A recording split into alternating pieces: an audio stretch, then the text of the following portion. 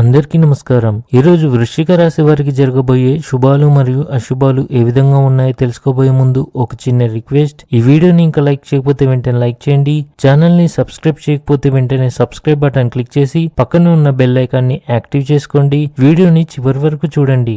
ఈరోజు మీరు సత్యంతో మాత్రమే జీవించాలి, లేదంటే కష్టాలు తీరే బదులు పెరుగుతాయి. మతపరమైన కార్యక్రమాలు మీకు ఆధ్యాత్మిక శాంతిని కలిగిస్తాయి. ఇవి మీ మనోస్థితిని మెరుగుపరుస్తాయి. వివాహితులు ఈరోజు ఆనందంగా ఉంటారు. కుటుంబంలో సంతోషకరమైన వాతావరణం ఉంటుంది. మీ ఆహారపు అలవాట్లను జాగ్రత్తగా చూసుకోండి. ఉద్యోగం కోసం ప్రయత్నించే వారికి విజయం అందుతుంది. మీ అత్తమామల నుండి లేదా మీ తల్లిగారి నుండి మీకు ధనం అందే అవకాశాలైతే కనిపిస్తున్నాయి. స్త్రీ యొక్క చెడు దృష్టి వల్ల మీకు జరిగే పనులు ఆగిపోతాయి, వచ్చే డబ్బు ఆగిపోతుంది. మీరు ఇంటి పెద్దవారైతే అనవసరంగా ఇతరులపై కోపం తెచ్చుకోకుండా ఉండండి, లేకపోతే వ్యక్తులు మీ పట్ల కోపం మరియు పగను పెంచుకోవచ్చు.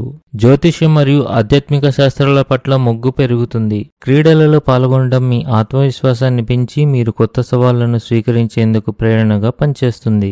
మీరు భవిష్యత్తు గురించి ఆందోళన చెందుతారు. కీలక విషయాల్లో జాగ్రత్తగా ఆలోచించడం వల్ల మీరు సరికొత్త అవకాశాలను తెలుసుకుంటారు. ఇవి మీ విజయానికి దారి చూపుతాయి.